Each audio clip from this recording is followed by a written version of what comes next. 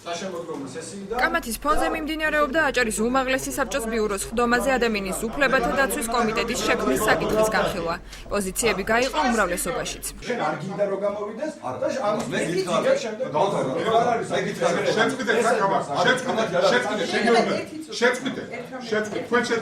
მოსესაკი დააღენეს, ამ საკითხს დააღენეს მე მივესალმე, მაგრამ მე მქონდა ჩემი აზრი და ახალგამაშენის აზრი, რომ თავდაპირველად ჩვენ გვაქვს იურიდიული კომისია, ჩვენ შეგვიძლია უბრალოდ იურიდიული კომისიის სათაურში დაგუმატებინა კიდევ ერთი სიტყვა, რომ წინდება, რომელიც იქნებოდა პლუს ამის ადამიანთა უფლებათა დაცვის კომისია, თქვა დაგუმატებინა შტატი ამ კომისიაში, კომისიასთან შეგვექმნა მუდმივი მოქმედი საკონსულტაციო საბჭო. აზრთა სხვადასხვაობა გამოიწვია კომისიის შექმნის საკითხთან დაკავშირებით ვადების განსაზღვრამაც. იურიდიული კომისია საკითხის განსახილველად ერთ თვიან ვადას ითხოვდა, თუმცა უმრავლესობის გადაწყვეტილებით ვადა ორ შაბათამდე განისაზღვრა. მე მოწოდებით ვარ ადამიანის უფლებად და მე ექნება ამ კომისიის პრეზიდენტი.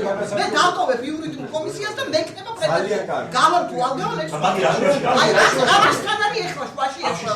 აი კავშირში იცი შეიძლება რა გავხსნა. საუბარი იყო ვადებზე, ანუ მე კომისიამ, როგორც წამყვანმა კომისიამ ამ საკითხებს მოვითხოვე გარკვეული ვადა, იმდენად რამდენადაც არის საკითხები, რომლებიც კიდევ ერთხელ ვამბობ საჭიროებს კონსულტაციას, რომ არ დაუშვათ შეცდომა. პროექტის ინიციატორი სულხან ღლონტი კომისიის შექმნის საჭიროებას დღეისათვის რეგიონის მასშტაბით ადამიანის უფლებათა დაცვის კუთხით არსებული პრობლემებით ხსნის. დეპუტატის თქმით, ბიუროზე გამოთქმული შენიშვნები საკითხის გაჭიანურებას ემსახურებოდა. ტრაგედია იქნება ის, თუ აჭარის უმაღლეს საბჭოში არ შეიქმნება აჭარის მოსახლეობისთვის ერთ-ერთი წამყვანი კომისია, რომელიც დაიცავს მათ უფლებებს.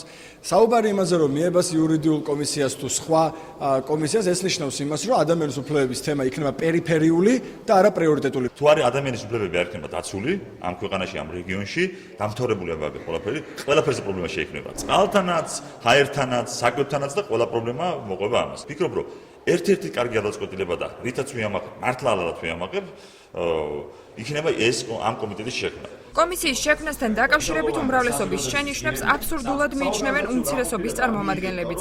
პეტრე ზამბახიძე აქცენტს კომისიის შექმნის აუცილებლობაზე აკეთებს.